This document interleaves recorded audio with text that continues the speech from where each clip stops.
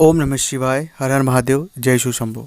ये वीडियो उन सभी अच्छे लोगों को ज़रूर देखना चाहिए पूरी, जो उनकी सबसे बड़ी परेशानी है कि अच्छे लोगों के साथ बुरा क्यों होता है और बार बार बुरा क्यों होता है।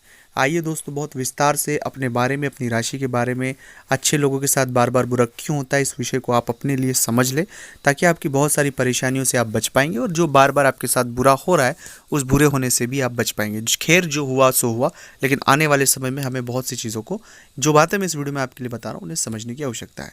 जब कभी भी कोई व्यक्ति अच्छा होता है तो उसका नज़रिया अच्छा होता है, तभी वो अच्छा है। जैसे कि आप किसी भी व्यक्ति को अच्छा ही समझेंगे क्योंकि आप अच्छे हैं तो दुनिया अच्छी है। बार बार थोड़ा गिर कर पढ़ कर हमें धीरे धीरे अनुभव लोगों के बारे में होता है, लेकिन तब तक बहुत देर हो जाती है। लेकिन हमारी आदत पड़ जाती है अच्छाई की, क्योंकि हमारा मानना ऐसा है कि अगर कोई बुरा है तो वो उसका बुरा है, हम बुरा नहीं कर सकते। जब इस विचार को वो अपने मन में बिठा लेता है और इसे साक्षात सत्य मान लेता है, तो ये उसकी आत्मा की आवाज़ होती है। ये जो साउंड होता है, ये सोल का साउंड होता है कि कभी भी कुछ भी हो जाए, हमें किसी का बुरा नहीं करना, चाह कर भी बुरा नहीं करना। हमें बार बार अपराध बोध होता है कि कहीं हमसे कोई गलती तो नहीं हो गई, हमने किसी का बुरा तो नहीं कर दिया। नहीं करने के बाद भी, और अगर गलती से कभी हो जाए, तो हम पश्चाताप में ही अपने आप में घुटते रहेंगे। ये सबसे बड़ी परेशानी हमारे साथ होती है। तो जब कभी भी किसी व्यक्ति की आप मदद करें, तो उसमें मूल बात हमेशा याद रखें कि आप ईश्वर की इच्छा को पूरा कर रहे हैं। उदाहरण के लिए, आप भगवान भोलेनाथ की सेवा अर्चना कर रहे हैं, उस भाव से करें, क्योंकि सामने वाला व्यक्ति आपको धोखा देगा, इसके चांसेस बहुत ज़्यादा है। ऐसा ज़रूरी नहीं कि हर एक व्यक्ति धोखा ही देगा, पर इसके चांसेस बहुत ज़्यादा है कि सामने वाला व्यक्ति आपकी अच्छाई का मिसयूज़ करेंगे। लगभग 10 बार आप किसी की मदद करोगे तो 2 ही लोग उसमें वैलिड मिलेंगे, लेकिन 8 बार जो है उसमें कई सारी चीज़ें हो जाएगी।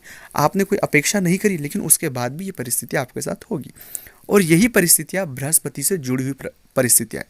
जब कभी भी किसी जातक की कुंडली में बृहस्पति बहुत मजबूत होता है, तो व्यक्ति नैसर्गिक रूप से इस तरह का भाव उसके मन में उत्पन्न हो जाती है।